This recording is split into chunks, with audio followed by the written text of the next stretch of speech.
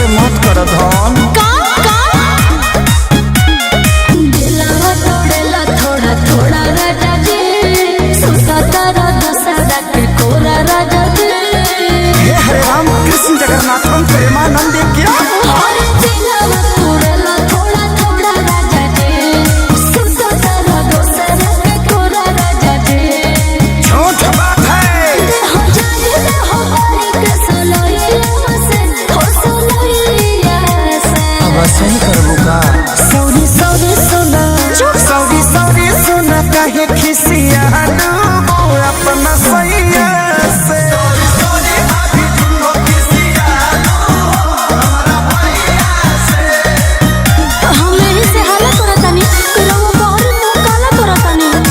मत रूठो, ये सब बात है झूठो।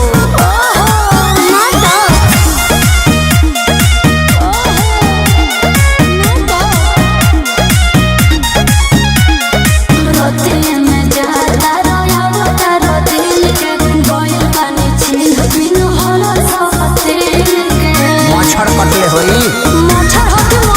ताहर हक बात शौक काहे होता तो रहता मरद से। चुप रही और संगनी तोहरा रवैया से, हो रवैया से। ऐसे मत कर।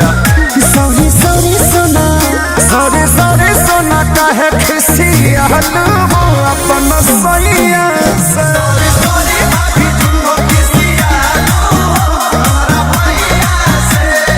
रवा कुछ कहीं हम मानो वाला नहीं।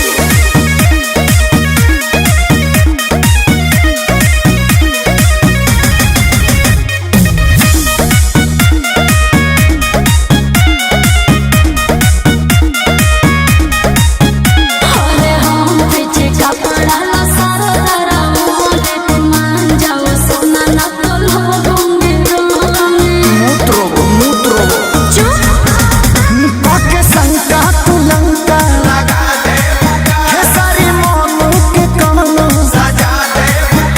दर्द कुछ से ना जाए, रित से सुख नहीं जाए दवाइया से, हो दवाइया से।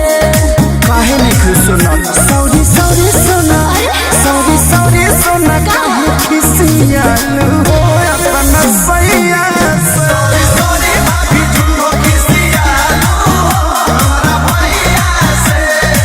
अब हम ना पड़ब कोनो कचरा में, सुतर हवा अचरा में।